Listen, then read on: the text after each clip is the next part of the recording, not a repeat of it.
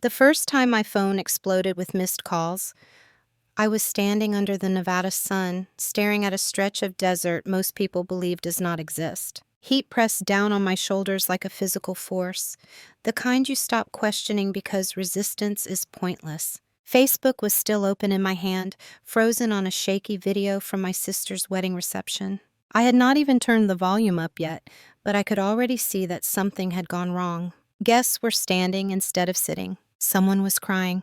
A glass shattered just outside the frame. My father's name lit up my screen again. I did not answer. 3 days earlier, he had told me I would embarrass everyone if I showed up. Now the perfect day he wanted without me was burning down in real time, and somehow I was the one they suddenly needed.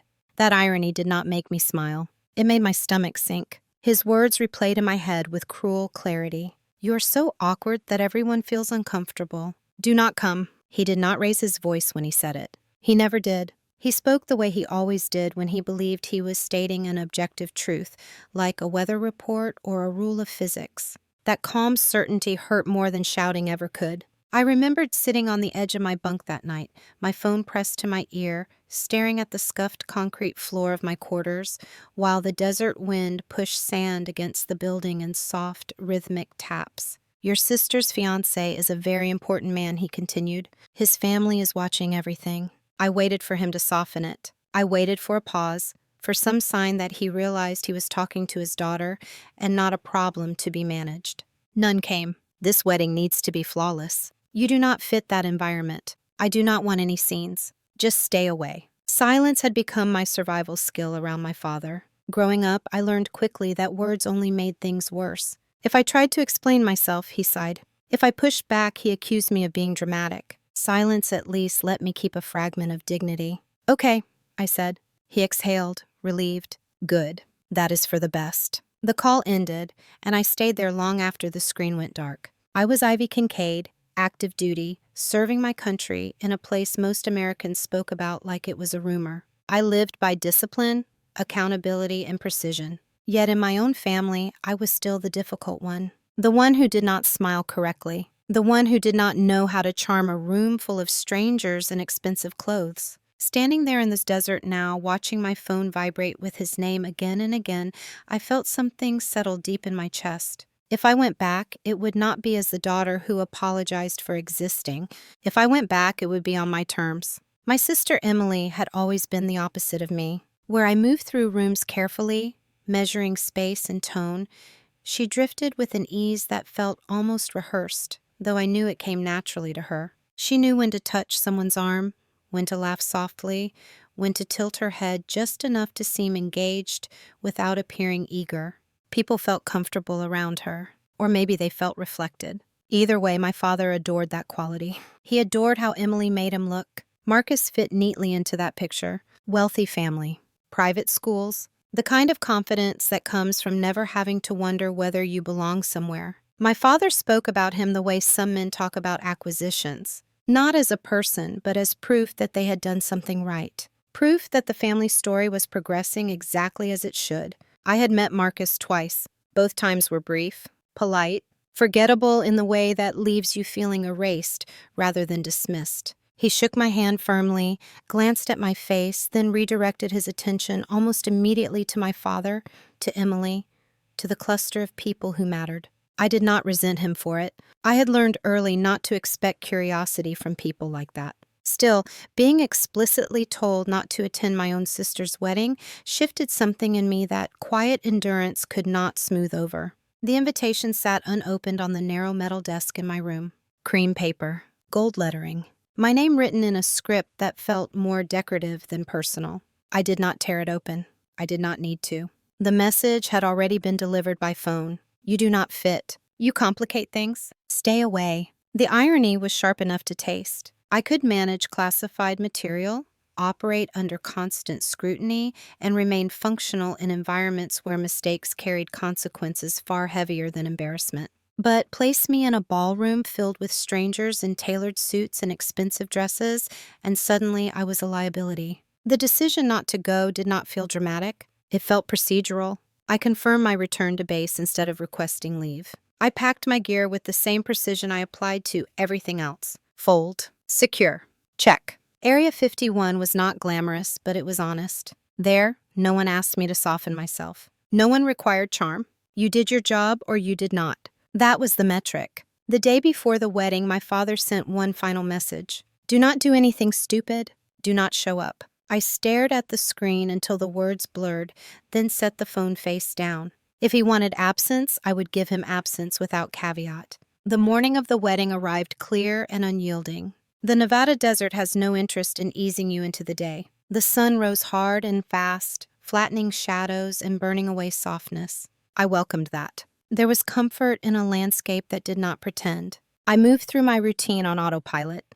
Boots, uniform, coffee that tasted faintly scorched. As I crossed the base, a peculiar calm settled over me. Somewhere else, Emily was being zipped into her dress. Photographers were arranging angles. My father was likely pacing, rehearsing introductions, making sure every detail aligned with the image he had constructed. And I was not there. For the first time, that absence felt less like rejection and more like relief. Mid-morning, I took a break near the perimeter fence. Beyond it, the desert stretched endlessly, empty and indifferent. I pulled out my phone out of habit more than intention and opened Facebook.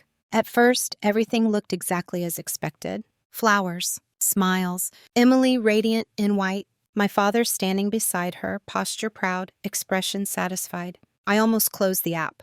Then I saw the video. It was unpolished and frantic, recorded by someone whose hands were shaking. The camera lurched from face to face. Voices overlapped. The air seemed charged even through the screen. I recognized the reception hall instantly. Crystal chandeliers, linen-draped tables. The space my father had insisted be perfect. Marcus's voice cut through the noise. Sharp, loud, unrestrained. I felt my chest tighten, then loosen, replaced by a sinking certainty that settled low and heavy. I whispered the words without realizing it.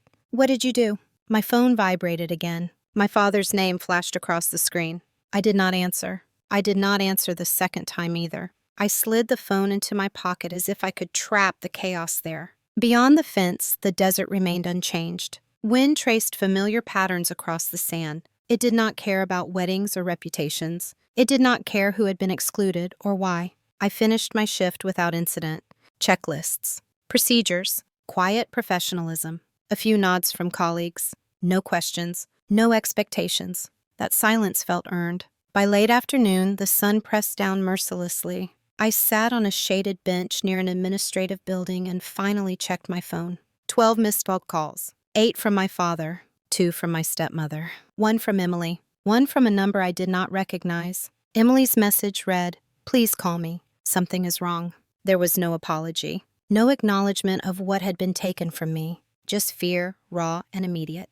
The instinct to intervene flared automatically. The reflex to step in and absorb the impact for everyone else. I closed the message without responding. The unknown number left a voicemail.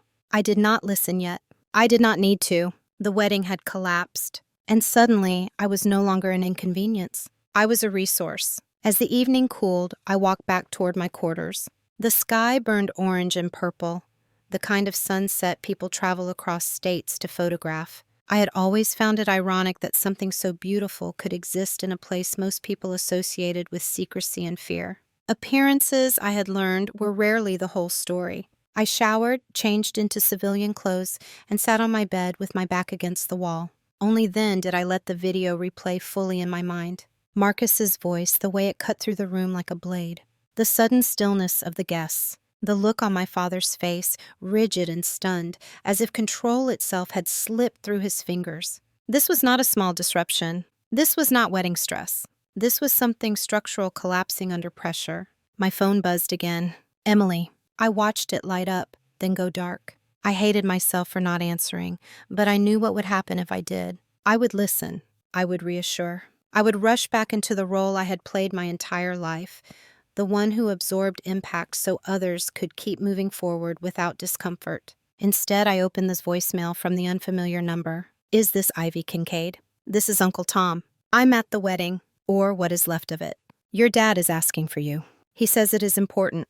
Important. The word tasted bitter. In my work, important meant immediate risk, something that could not be ignored without consequence. In my family, important meant the image was cracking and someone needed to fix it quietly. I lay back and stared at the ceiling while the ventilation system hummed overhead, steady and impersonal. My father had never been openly cruel. He provided. He paid for schools and vacations and a house that looked exactly the way it should from the street. But everything came with conditions. Approval was transactional. Love was something you earned by performing correctly. Emily learned that early. She became fluent in it. I never did. When I joined the military, my father had been proud at first. It sounded impressive when he told people, his daughter serving her country. That pride faded when he realized it did not elevate him socially. I was not climbing a corporate ladder. I was not marrying into money. I was choosing a life he could not control or display. Area 51 became my refuge, a place where competence mattered more than polish, where being quiet did not disqualify you from belonging. I picked up my phone again and scrolled through social media. The video had spread far beyond the wedding guests. Shares multiplied by the minute, comment sections filled with speculation and outrage. Strangers dissected my family like characters in a series they had just discovered. I watched the clip again, forcing myself not to look away. Marcus's face was flushed, his jaw tight, his eyes wild. The charm was gone. The polish had cracked. And my father, my unshakable father, looked small. For a moment, something dangerous stirred in me. Vindication. They had believed I was the variable that could ruin everything. And yet, without me, the illusion had collapsed anyway. My phone rang again. This time I answered. "What?" I said. "Where are you?" my father demanded. The calm authority he usually wielded was gone, replaced by raw panic. "At base," I replied. "Do you have any idea what is happening here?" "I have a pretty good idea. You need to come home. Now." "You told me not to." "That was different," he snapped. "This is an emergency." "Funny how that works," I said quietly. "I am an embarrassment until you need me." There was a pause, thick and strained. "Your sister needs you," he tried. "This family needs you." "No," I said. "You need damage control." His breath caught audibly. "Sarah, do not do this," he said, then corrected himself. "Ivy, please, just do what I asked. Follow your instructions." The word hung between us, fragile and unfamiliar. He had never said it to me before. "I'm thinking about it," I said, and I meant it. I ended the call and set my phone face down. Outside my window, the desert had gone dark. Stars scattered across the sky in indifferent silence. For the first time, I did not rush to choose between duty and self-respect. I let the tension sit. Morning came pale and sharp. The desert does not ease you into the day. It throws light at you and expects you to adjust. I dressed, checked in, moved through familiar routines. My phone was silent. That unsettled me more than the ringing had. Mid-morning notifications began to stack. Not calls this time, but tags and messages. More videos had surfaced. Different angles, different moments. Chairs overturned, glass shattered. In one clip, Emily stood off to the side, hands pressed to her mouth, her white dress stark against the disorder. Her message arrived moments later. "I am scared." That single sentence cut through everything else. I answered immediately. "Where are you?" "With Aunt Laura," she replied. "I am safe. I think." "Good," I said. "Stay there. Do not go anywhere alone. Do not talk to Marcus. He keeps texting," she admitted. "He says he just wants to talk." "Do not respond," I said firmly. "Not yet." I heard my own voice then, steady and authoritative. The voice I used when things went sideways at work. It did not apologize. It did not soften itself. Emily latched onto it like a lifeline. When the call ended, I felt the shift. The moment where instinct gave way to intent. This was no longer about a wedding or my father's approval. This was about safety. I searched Marcus's name. At first, nothing seemed out of place. Polished profiles, charity events, articles praising his business ventures. Then I refined the search. Added dates, added locations. A local paper mentioned a domestic dispute at an apartment complex 2 years earlier. No charges filed. A lawsuit quietly settled. Another accusation buried behind non-disclosure agreements. A former business partner describing intimidation tactics. I clicked deeper. Forums, archived posts, women speaking carefully, never naming him directly, describing the same pattern. Charm turning sharp. Rage when control slipped. My pulse quickened. I took screenshots, saved links, organized everything into a folder. Training took over. Gather, verify, prepare. I booked a flight home, not to smooth things over, to draw a line. The airport felt like a liminal space where time thinned out and emotions dulled just enough to stay functional. I moved through security on muscle memory. Shoes off, bag zipped, eyes forward. No one there knew why my jaw was tight or why my phone never left my hand. To them, I was just another traveler with a one-way urgency and a face that discouraged questions. On the plane, I took the window seat and watched Nevada recede into rust and bone. Somewhere below, the base folded back into secrecy, doing what it always did, holding still while the rest of the world made noise. I closed my eyes as the engines roared, the vibration pressing into my ribs like a reminder to breathe. My phone buzzed as soon as we leveled off. Emily texted. He showed up at the house. Mom would not let him in. He is parked across the street. I sat up straighter. The calm I had been building snapped into focus. Is he alone? I typed. Yes. He keeps texting. He says he just wants to talk. Do not engage, I replied. Call the police if he does not leave. I mean it. A pause stretched. Then another message appeared. Dad says calling the police will make it worse. Heat flared behind my eyes. The same reflex I had seen my entire life. Manage appearances. Minimize reality. Hope danger would behave if ignored. It will only make it worse if you keep pretending this is normal, I wrote back. The typing bubble appeared, disappeared, then returned. Okay.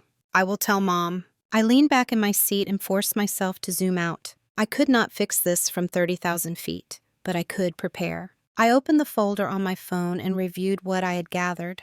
Articles, screenshots, timestamps, patterns, the story beneath the story. My father called. I let it ring until it stopped. Then, deliberately, I called him back. Where are you? He demanded, skipping any pretense of calm. On my way, I said. Landing tomorrow evening. Relief slipped through his voice before he masked it.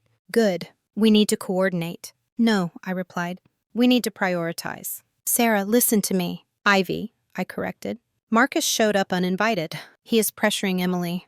That is not a public relations problem. That is a safety problem. He just wants to explain himself, my father insisted. His family says he was provoked. Provoked by what? I asked. Being told no. Silence. I have been looking into him, I continued. This is not new. There are incidents, settlements, people who learn to keep quiet. You do not know that, he snapped. I do, I said, and I have receipts. That stopped him. What do you want us to do? He asked finally, the edge dulled. I want you to stop trying to control the narrative and start protecting your daughter. I want you to stop taking calls from his family without legal advice. And I want you to accept that this is not going away. He sighed, long and tired. You always make things so complicated. No, Dad. I just refused to make them small. When the plane landed, rain slicked the runway and blurred the world into muted grays. I took a ride straight to my parents' house, watching familiar streets slide past the window. The place looked exactly as it always had. Manicured lawn, warm lights, a careful calm that tried to convince you nothing bad could happen there. Inside, the tension was immediate. My stepmother hovered near the kitchen, eyes red. My father stood by the fireplace, hands clasped behind his back, jaw working. Emily was upstairs. You came, my father said, as if surprised. I said I would, I replied. Where is he? Gone, my stepmother said quickly. For now. For now, I echoed. Emily came down the stairs slowly, wrapped in a sweatshirt that swallowed her hands. She looked smaller than I remembered, adrenaline drained, shock hollowing her out. She crossed the room and hugged me without asking. I stood stiffly for a second, then held her back. He has been texting nonstop, she whispered. He says I owe him a conversation. You do not owe him anything, I said, and you are not having that conversation. We need to be careful, my father interjected. His family has lawyers. They are already talking about defamation. Careful does not mean quiet, I said. You are not listening. I pulled my phone from my pocket and placed it on the table. This is what I found. Articles, screenshots, patterns laid bare. You saw money and polish and assumed character would follow, I said. You ignored the rest because it was inconvenient. Emily stared at the table, tears slipping free. Dad, she said softly. He scares me. My father's shoulders sagged. The fight drained out of him in that moment.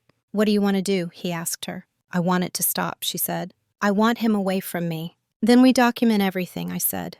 We set boundaries. We involve professionals who do not care about his last name. We met with the lawyer the next morning. She was direct and unimpressed. She listened to Emily without interrupting, asked clear questions, waited when Emily needed a moment.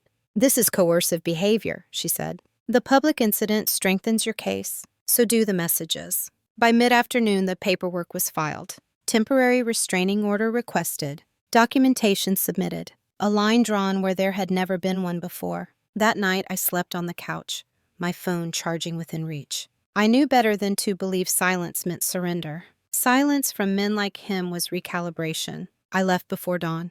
The house was quiet in the way it only becomes after a decision has been made. Not peaceful, not yet, but settled. Lines had been drawn. Words had been said that could not be taken back. I packed my bag without ceremony, the same way I packed for every return to base. Deliberate, efficient, honest. The email came through just after sunrise. Temporary restraining order granted. Effective immediately. I read it twice, letting the language sink in. No contact, no proximity, no exceptions. For the first time since the wedding video lit up my phone under the desert sun, I felt my shoulders loosen. Not relief exactly, but alignment. The rules were clear now. Actions had consequences. Silence no longer protected the wrong people. Emily called later that afternoon. Her voice sounded different. Tired, yes, but steadier. "It went through," she said. "He cannot come near me. Not the house. Not my work. Nothing." "That is good," I replied. "How do you feel?" "Lighter," she said after a pause. "Like I am not bracing for impact anymore." "That is what boundaries feel like," I told her. She started therapy. She moved into a small apartment that was sparse and imperfect and entirely hers. She sent me photos of mismatched furniture and bare walls. She laughed more easily now, less guarded. We talked about fear, about guilt, about the versions of ourselves we had been taught to perform. For the first time, our conversations did not orbit around managing someone else's expectations. My father changed slowly, imperfectly. He stopped correcting me mid-sentence. He asked questions and waited for answers. Once he admitted he did not understand my work and asked me to explain it. That alone felt seismic. He called one evening and did not waste time. "I owe you an apology," he said. "Not just for the wedding, for years of minimizing, for choosing appearances over people, for telling me not to come because he was ashamed, not of me, but of what I might reveal about him." I listened. Seeing me, I told him, was not the same as respecting me. "I know," he said. "I am trying to learn the difference." It did not erase the past. It did not guarantee the future. But it cracked something open, and for now, that was enough. I returned to base and fell back into routine. Gravel crunching under boots. Checklists. Clear expectations. The desert greeted me the same way it always did, indifferent and honest. I walked the familiar stretch of fence where this had begun, where I had stood watching my family's illusion collapse from a distance. I thought about the girl I had been, quiet, conditioned to stay small, convinced that love was something you earned by not being inconvenient. I wished I could tell her what I knew now. Being excluded is not the same as being unworthy. Silence is not the same as peace. I did not win by destroying anyone. I did not win by spectacle or revenge. I won by refusing to disappear, by choosing truth over harmony, by setting boundaries instead of begging for acceptance, and by standing still while the people who once called me awkward scrambled to understand why they no longer controlled the narrative. If you have ever been told you were too much, not enough, or simply in the way, remember this: you were never the problem. The moment you stop trying to fit into someone else's version of you, everything changes.